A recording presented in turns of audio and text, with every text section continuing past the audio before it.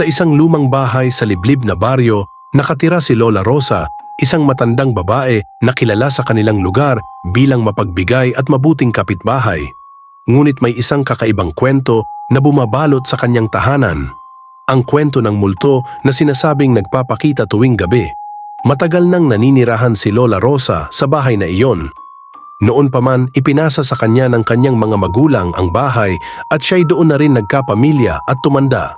Ngunit matapos ang kanyang asawa ay pumanaw, nagsimulang kumalat ang usapan tungkol sa isang misteryosong nilalang na nagpaparamdam sa gabi. Isang gabi, bumisita ang kanyang apo na si Carla, isang dalaga na nakatira sa bayan. Dahil minsan lamang silang magkita, naisipan ni Carla na samahan ang kanyang lola upang matulungan din ito sa mga gawain sa bahay. Ngunit hindi alam ni Carla ang misteryo ng bahay at ang kwento tungkol sa multong nagpaparamdam. Pagkatapos ng hapunan,